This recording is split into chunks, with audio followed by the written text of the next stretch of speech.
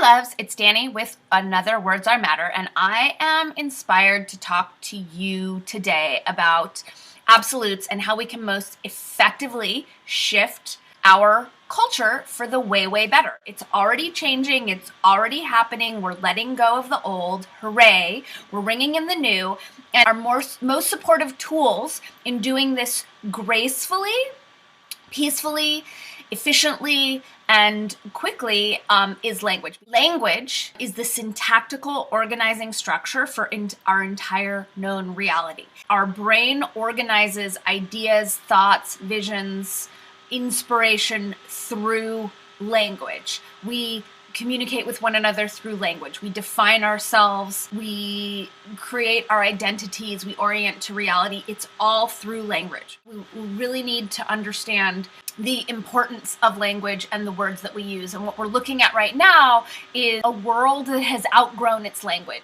Humanity and planet Earth is being invited to shift into a higher, more unified, expansive frequency, and we're dealing with an outdated language that is not yet supportive of that. So this series is intended to help us to evolve our language so that we can gracefully guide our Earthship to an infinitely more sustainable, unified, peaceful, abundant path. Here's what we're talking about. I was listening to TED Radio Hour, and I heard a woman talking about the gender pay gap. And she said, nowhere in the world do women earn the same as men, and that is never going to change unless we have more women at the top in the boardroom. So the issue here is, she says, that is never going to change. So two things. One, when the brain hears an absolute like never or always, the ego kicks in and it immediately looks for exceptions. So we're not really available to accept the information that's trailing the flip side of a never or an always because we're preoccupied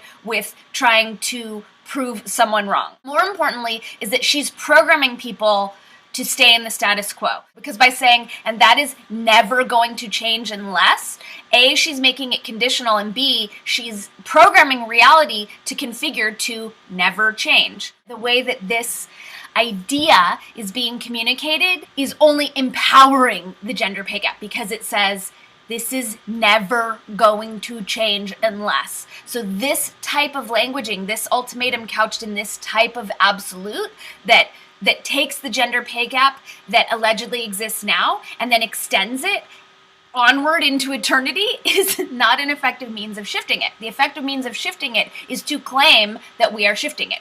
We are closing the gender pay gap by putting more and more women in the boardroom. We shepherd this shift by languaging it as a present moment definitive isness.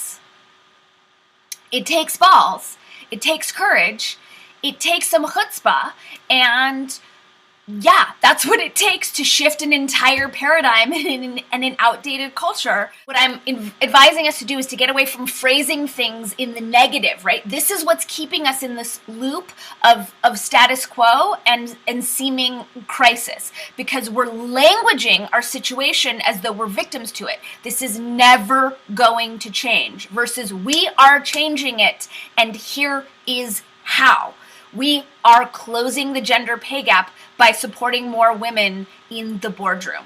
To this end, I am encouraging you and me and all of us to lose the absolutes, to language the reality that we are calling in present moment definitive, to lose the ultimatums, and to remember every word matters, and to have a rockin' day. Bye. Mwah.